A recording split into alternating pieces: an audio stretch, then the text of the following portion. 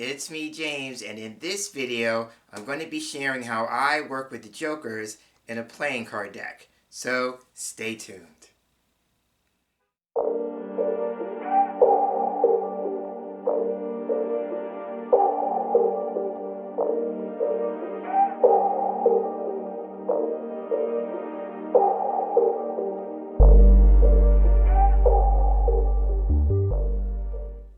Thanks so much for tuning in and joining me for this latest episode in my ongoing series where I'm sharing about my personal study and practice of Cartomancy using playing cards. If this is your first time here, I'd like to say welcome, and if you're a returning viewer and visitor, I'd like to say welcome back.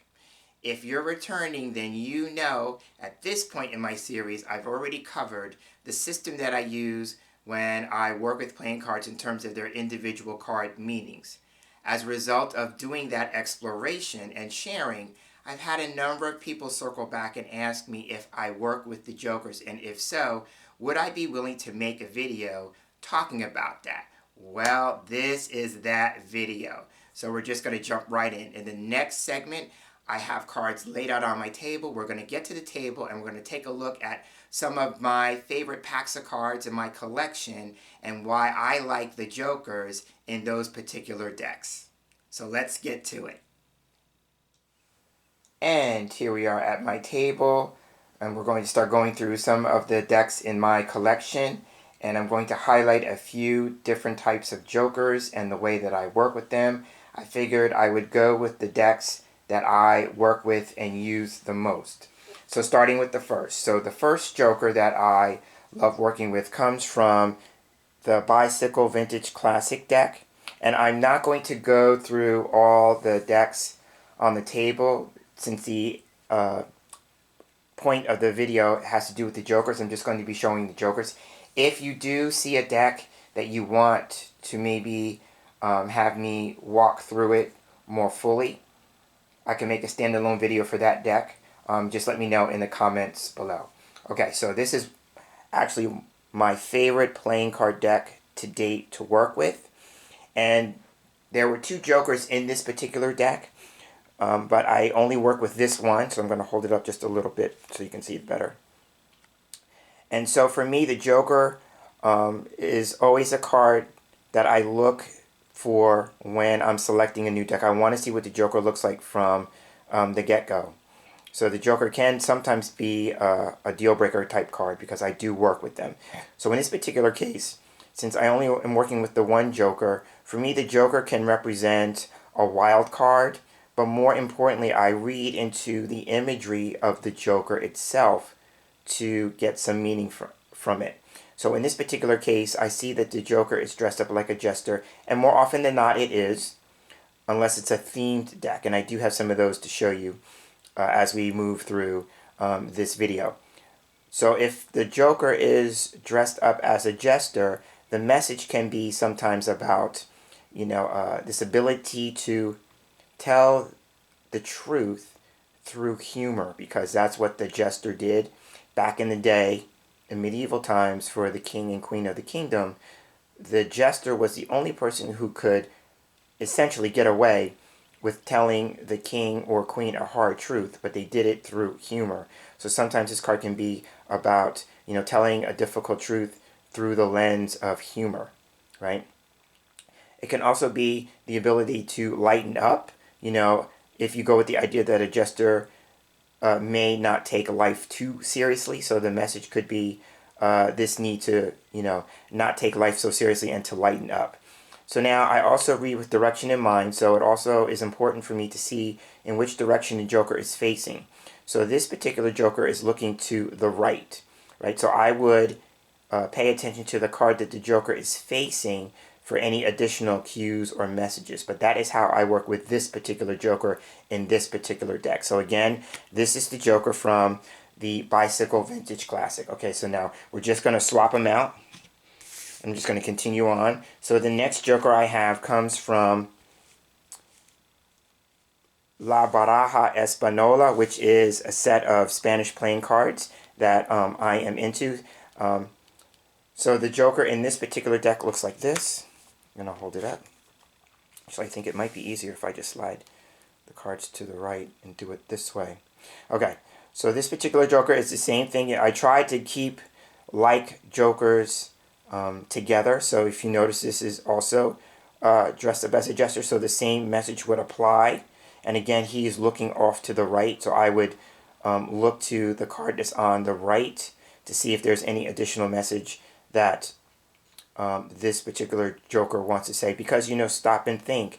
The jester was also a person who delivered news or messages, right, to the king or queen. So it could be a symbol or a similar thing here, excuse me, with that. But this is the joker from La Baraja Española. Okay, next I have the knowledge playing cards here. And the joker in this one.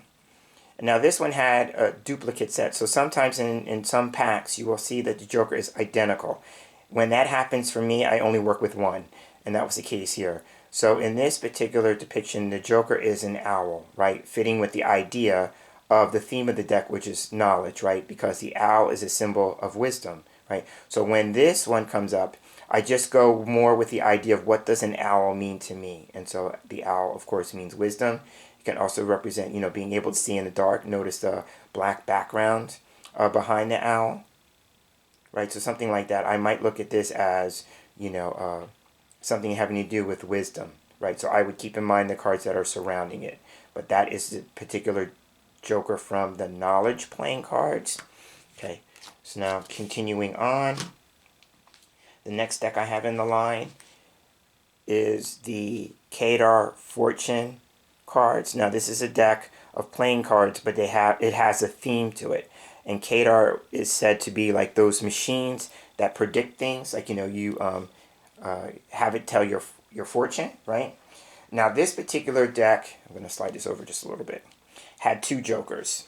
So this is the thing that I do when I have two jokers and they're two different jokers. I tend to make the distinction.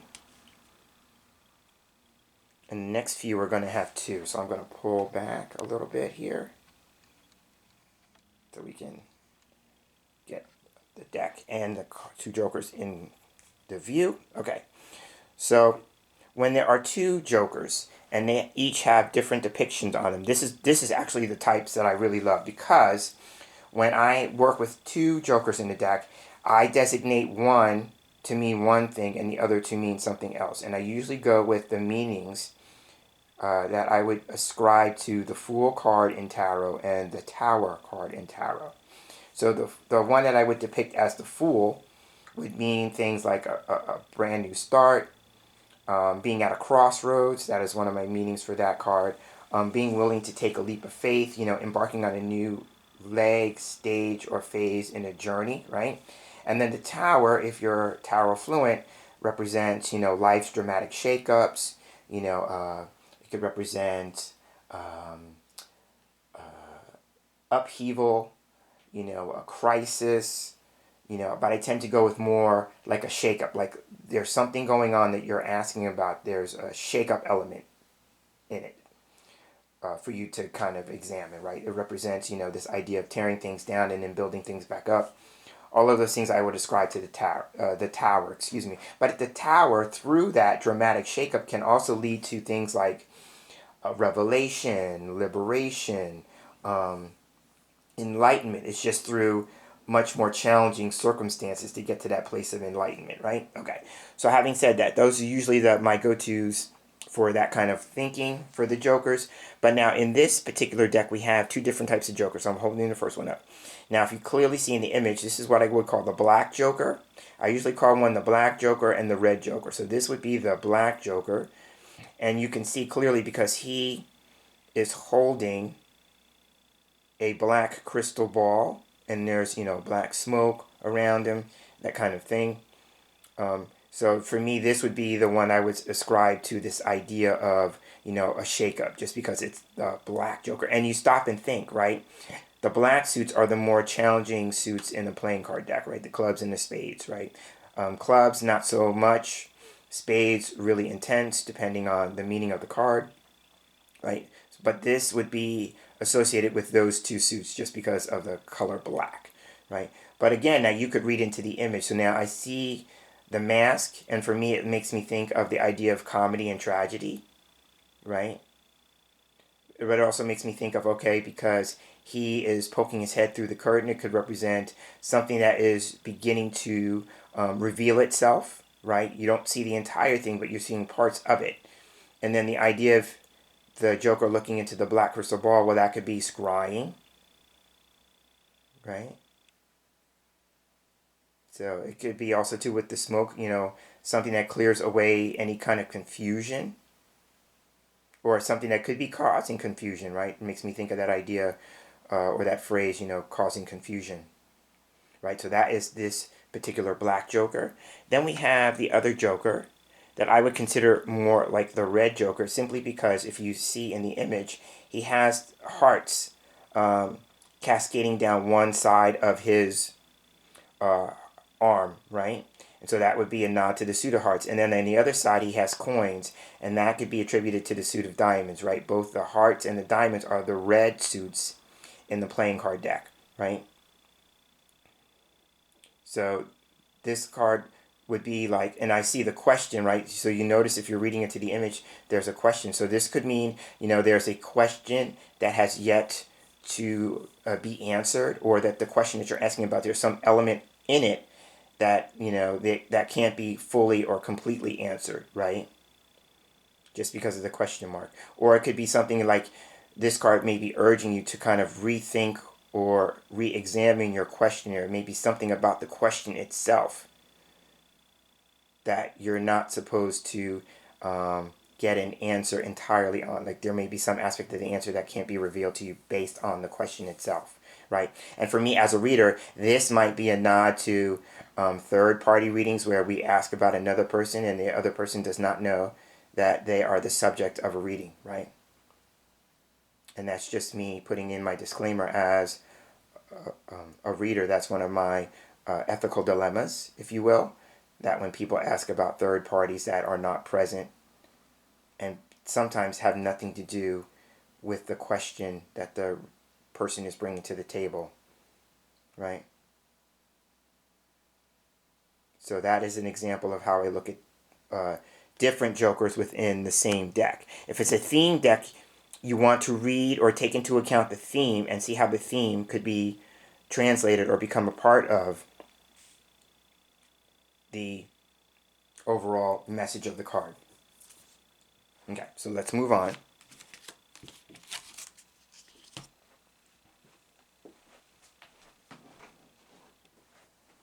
Okay, for my next deck, I'm going to use the Arabesque Playing Cards by Lautrec.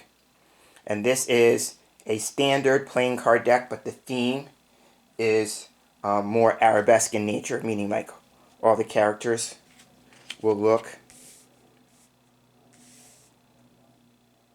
Eastern in appearance.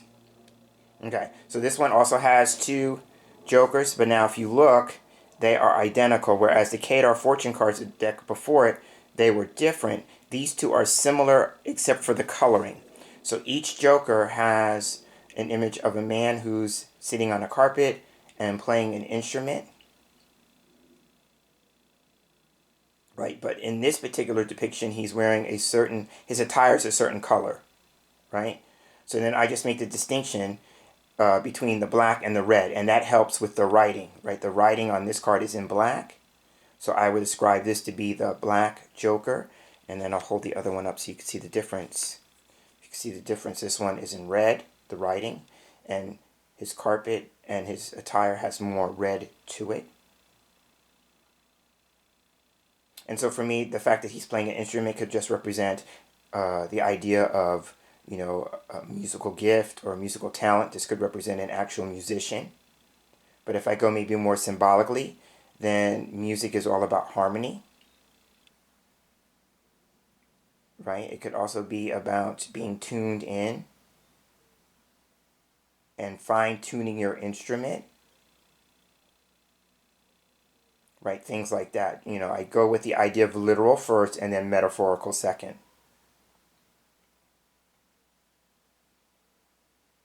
Right? So there's an idea of how to work with these two jokers in the arabesque playing cards. But again, I would keep both of these in the deck just because even though the imagery is the same, there's some slight variation. Okay.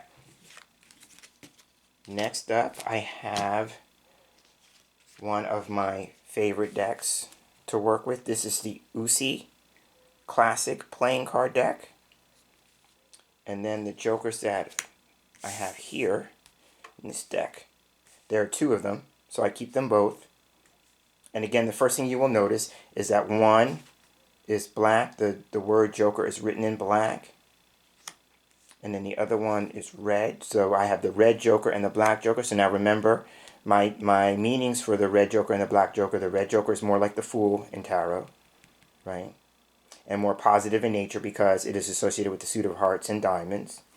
And then the black Joker is associated with the suit of clubs and spades and is a little more challenging, right? I ascribe the more of the tower type meaning to this. Now, another thing I do with this particular set of jokers is that one is looking in one direction and one is looking to the other direction, right? So again, I could use this as a directional cue and then read the cards accordingly.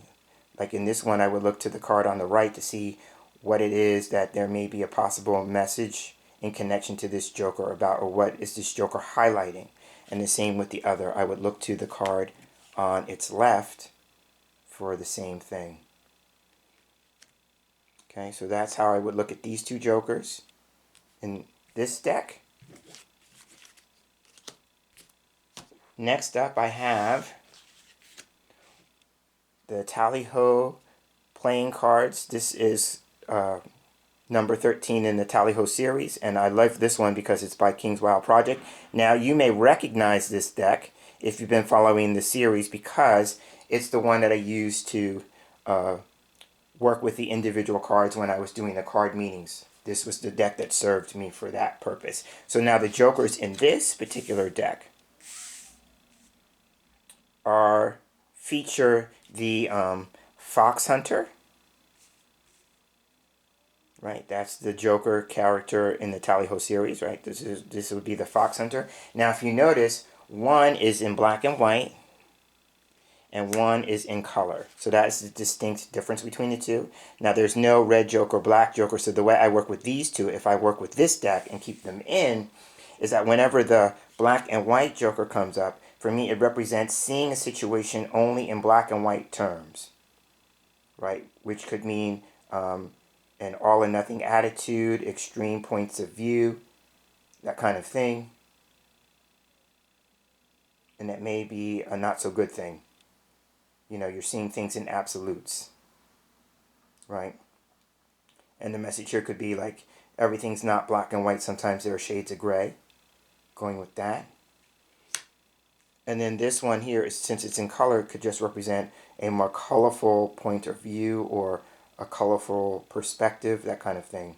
And colorful meaning like this could be like somebody who's very lively, very flamboyant, very full of life, that kind of thing, right?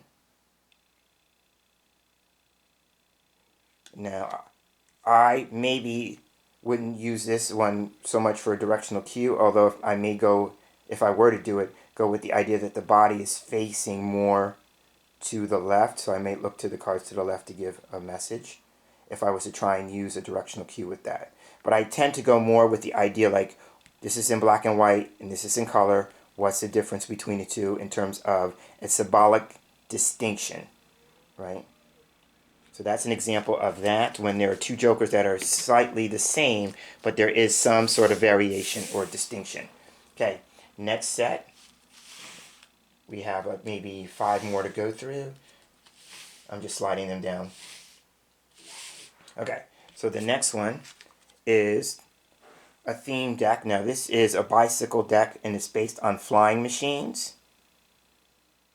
This is a fun deck. You know, when every now and then I look at playing card decks and I go, oh, that theme looks kind of fun.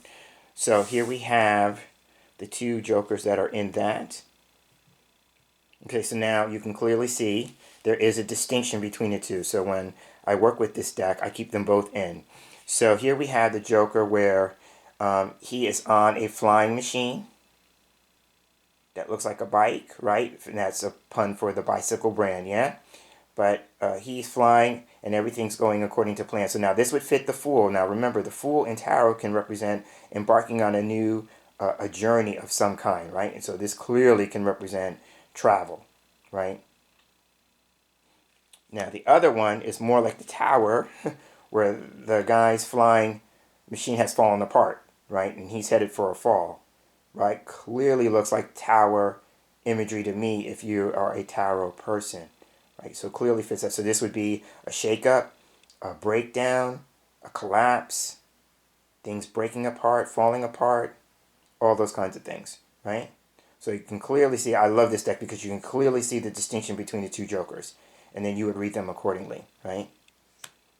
And here, if you wanted to, depending on the layout that you're using, this is just coming to me in the moment to say, for this card, you could look to the card that may be below it, like if you're doing, I'm thinking in the moment, like if you're doing a box of 9, let's say, right, and you would look to the card beneath this card, because he's heading for a fall, so that would be the card that he would be falling on, or that might catch his fall, depending on what the message of that card is, right? And then you might want to consider the card above it to look as to what is maybe causing the breakdown, the falling apart, the shaking up, right? It makes me think of the spiritual principle, as above, so below, right? Okay. And then in this one, you could clearly see, like this could be like a movement card. He's facing to the left or moving to the left, so the card to the left would be what he's moving towards, and then the card to the right would be what he's moving away from, right? If you had a line of 3 cards or 5 cards or whatever, however many cards in the line, and this card was somewhere in the line, you could look to see what he's moving away from and what he's moving towards. That would give you, that's a definite directional cue, yeah? Okay, so that's how I would look at the jokers in the bicycle flying machines card. Okay, let's continue on. Next we have another themed deck, and this is a fun one. I like this one. So this is the Circus nostalgic playing cards. Okay. And then the jokers in here, they are, since it's a theme deck based on Circus. So first off, the reason why I got it is the idea, like, you know, the expression that life being a circus, right? And the more current one that most people say is, you know, not my circus, not my monkey, or monkeys, right? So, but when I first got this deck, I thought of the idea, like, it fits the theme that life being a circus, right? Okay, so now here again, we have 2 jokers. So now the difference between the two is that this is the black joker, simply because the word joker is written in black. And then this other one is the red joker, because the writing is in red. So now remember, for me, the red joker is in alignment with the hearts and diamonds, and then the black joker is aligned with the clubs and spades, right? So now you can clearly see the distinction, right? The red joker looks happy, right? So this is a happy clown, right? So you can go with the idea like this is something to be excited about, happy about, optimistic about, you know, that kind of energy. And then the black joker, this is the sad clown, right? So something that is, this could be about sadness, disappointment, pain. You could see, like, he's got his hand over his chest, so this could be, you know, some sort of heartbreak. You know, this is where you allow yourself to read into the image, right? There's no right or wrong with the jokers. You could do whatever you want to do with the jokers, because the jokers don't have set or assigned meanings. You create the meanings for the jokers. And in truth, you know, when you're working with playing cards, the beautiful thing about not having an image is that you get to decide what the cards will mean overall, right? Now, the meanings that I work with have come from a system that just resonates with me, but I could also come up with my own meanings for the cards, and they would be just as valid. Right? So that's the idea here. I'm encouraging people, like, you know, when you're working with the jokers, read into the image of the joker. What does a clown mean to you? What does a happy clown mean to you versus a sad clown? You know, we could even go with the idea that they're both wearing makeup, right? Clowns wear lots of makeup. What would that mean? Right? This could be like putting on a face, right? The idea of a mask, but only in makeup. The idea of putting on a face. So this could be somebody who maybe is putting on a happy face, or it could be, in the more challenging sense, somebody who's like what's the expression? Miss Mary Sunshine, always positive. But is that really the case? Or are they just projecting that? Because that's what they want you to believe, that they're always like that, right? And then this one could be like the one who's the negative Nelly or the Debbie Downer, right? And so, but you get to decide what the jokers are going to mean. I appreciate the fact that lots of people are asking me, how do I look at the jokers? How do I work with the jokers? And that's valid because, I mean, I am exploring in this series how I personally work with the cards. But I'm also a big believer in, empowering people to come up with their own meanings if they work for them, right? If a meaning works for you, it works. Okay, so that's from the Circus playing cards. Moving on, we have for our next deck, we have the Hermes playing cards Oracle. This is by Robert M. Place. Now you may be familiar with Robert's work with tarot. He's made a number of tarot decks over the years. And so I'm a fan, and so as a result of being familiar with his work, when this came out, I really wanted to snatch up a copy. Now the thing about this particular deck, if you're a Lenormand fluid, a lot of the cards are Lenormand cards, and then he just added to make up the 52 cards in a playing deck, he just added other meanings from other fortune-telling systems, right? But this is mostly Lenormand. Okay, but he included 2 jokers in his deck.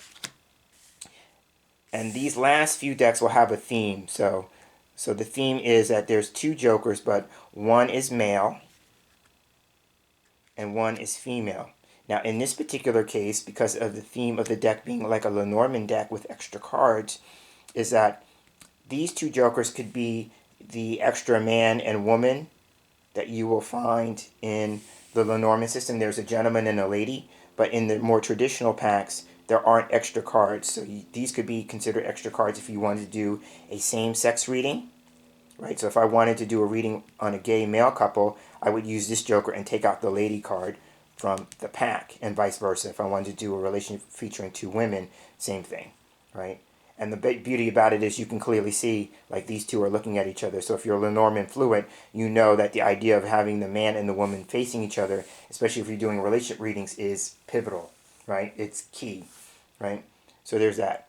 Okay, but now I could go with the idea here that the red joker, this would be the red joker because, again, it's framed in red and the word joker is written in red, that this would be in alignment with the suit of hearts and diamonds, and it would mean things like, a fresh new start, being at a crossroads, leg in a journey. Now, if you notice, just like in the arabesque cards, he's playing an instrument. What might that mean? He's also looks like he's, carefully watching his step, right? What would that mean? It brings to mind, the idea of like walking on tiptoes, feeling like you got to tiptoe around someone or something, or that you're walking on eggshells. That's just coming to me in the moment. So that would be meanings of the card that I would create, right? Okay, so there's that. And then here we have the female joker being in black. Right, so now this could be, the dramatic shakeup. That kind of thing, a revelation, right? So now I would go maybe with the gender, like, the idea here that there's a woman featured on the card. So it could be saying too that the revelation that could may come about suddenly, right? The tower in the tarot is also about sudden flashes of insight, right? So this might be more subconscious because the woman represents the unconscious or the subconscious mind, whereas the man would represent the conscious mind, right? So this might be, a sudden awareness, but it comes from the subconscious. Or, how maybe the subconscious mind can sometimes trip us up, right? And then just as a visual, these 2, like, it looks like he could be almost serenading her, or he's walking away from her. I mean, you could play with the visual of just the 2 cards here, right? But that's how I would look at these 2. I tend to look at these 2 just by gender alone when I'm working with this deck, and if I wanted to do a same-sex reading, then that's when they would come into play. Right, so there's that. Next deck is the Cartomancer poker deck. This is by Alain Benoit. I backed this on Kickstarter years ago. But what I like about this deck, this is more, it's a combination of playing cards with a Jungian theme, and that's based on Gustav Jung, the psychoanalyst. Okay, so you'll notice that if you are aware of that Jung used archetypes, and you will understand that when you look at these two playing cards, right? So the first thing here, we say we have the black joker, which is male. And we have the red joker, which is female, which is the exact opposite of the previous deck, right? The Hermes playing card oracle had the man as the red joker and the woman as the black joker, right? So here we have the same thing. You could, because this card, this system is somewhat similar to Lenormand. There are not Lenormand cards in it, but you could work with it as a Lenormand deck because that's what one of the intentions that the creator had.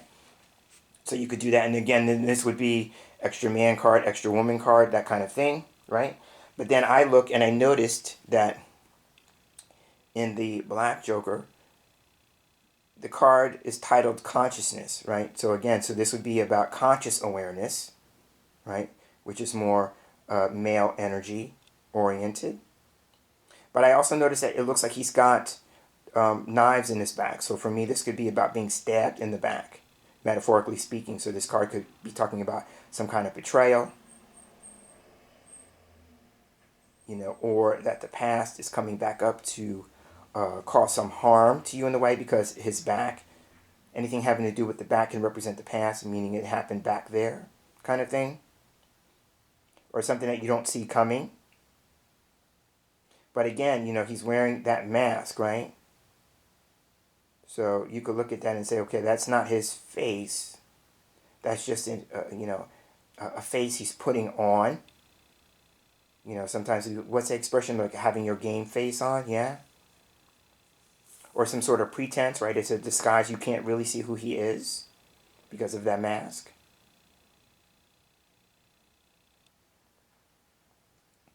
Right, so there's a couple of ways that I tend to look at this joker. And then the red joker. Now she is labeled unconsciousness. So we have the dichotomy here between the conscious mind, black joker, and the unconscious mind, red joker. So you could read into those if you have a psych background or you're just into the work of Jung. You would know what that means. You could incorporate that into the meaning of the card. Right, now you could also look at the fact that she's in red. Now again, the red suits are hearts and diamonds, but I'm looking at this as, you know, the expression of the lady in red. What would that expression mean? Okay, it could be, you know, having a lot of passion, enthusiasm, because red, you know, is associated with passion. But it could also be anger, right? And then you would stop and think that the woman is all about feelings and emotions, whereas the man is about the mind, right? The woman symbolically is all about feelings and emotions, right? So this could be about feeling angry, feeling passionate. You know, and I'm just coming to me in the moment. There's a fine line between passion and anger, yeah? But she's also got, if you stop and think about the knives that were in the other Joker's back, she's got knives flying all around her. Like, okay, did she just harm this other guy? This other Joker?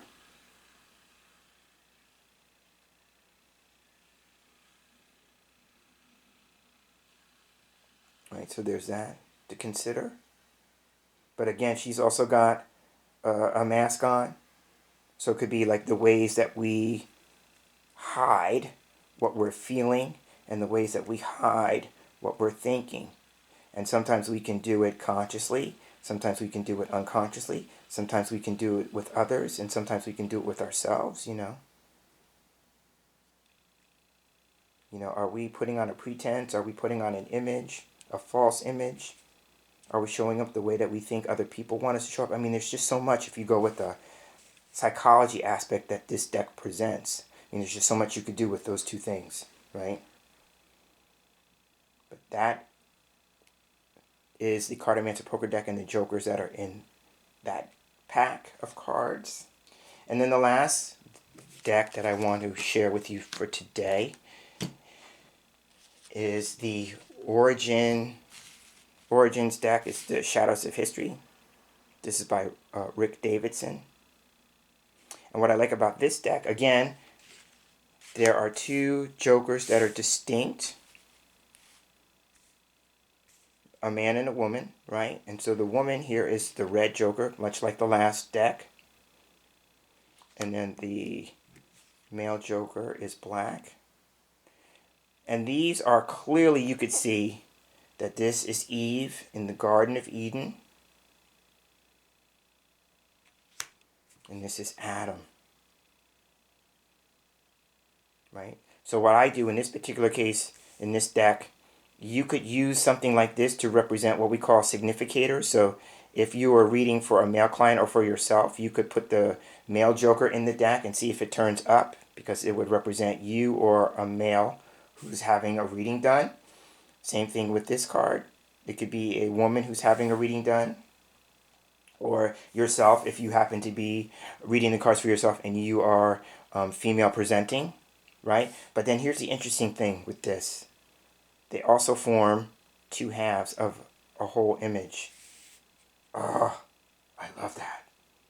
And you can clearly see this is Adam and Eve in the Garden of Eden. Right? So now you could also take a look at the idea here. Clearly a different perspective than the previous jokers, right? Because they were wearing masks. Here, Eve and Adam are, not only can you see their faces, but you can clearly see that they are showing most of their body, right? Their body is revealed. So this could just be leaving little to the imagination, right? What you see is what you get. Willing to be vulnerable, right? Exposed, exposure, all those kinds of things that have to do with being naked symbolically, right? But it could just represent being your most authentic self, right? The idea here of, not wearing any clothes could be symbolic of, coming into the world with your birthday suit, so to speak, right?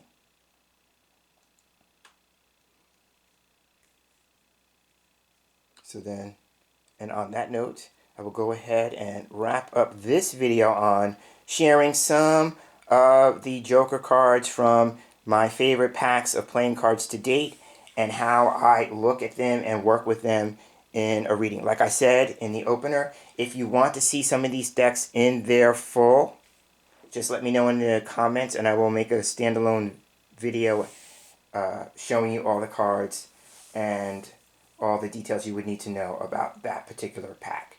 So again, this is James Tim Mitchell. Thank you so much for sharing the space here with me in this particular episode of my study and practice of Cartomancy using playing cards.